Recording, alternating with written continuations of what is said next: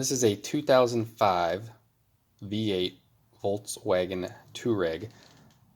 I was able to replace the thermostat without taking the timing belt and everything off. Take the timing covers off, undo the bolts for the little thermostat housing here.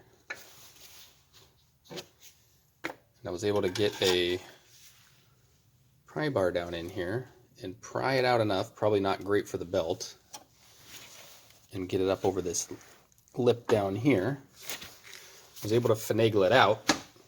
Then to get it back in, I took this out of the way. I took off one more little roller guide pin down here.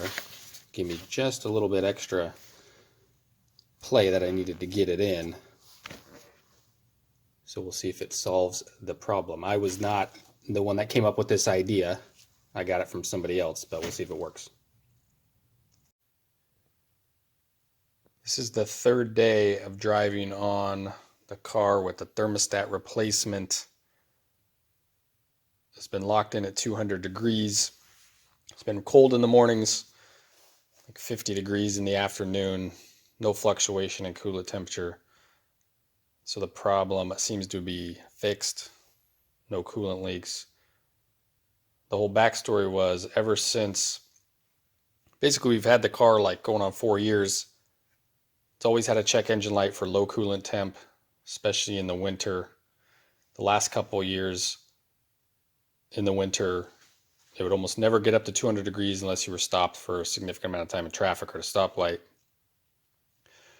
Going down the highway, the coolant temperature would get real low, and then it would spike up to 200 degrees where it should be, and then the car would start telling you it had coolant overheating, but the fans would be going full blast, the engine would be cool, radiator hoses would be cool.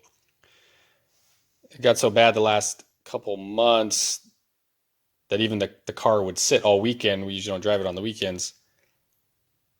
You'd get in the car, turn it on, and the fans would be going full blast to tell you the coolant was overheating even after sitting for 3 days.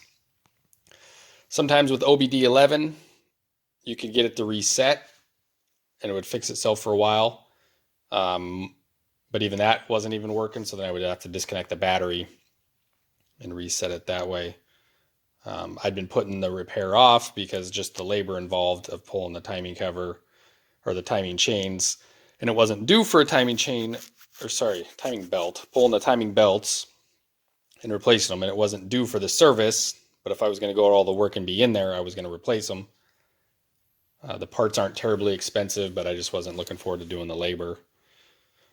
But anyways, the thermostat replacement seemed to fix it, so good news there.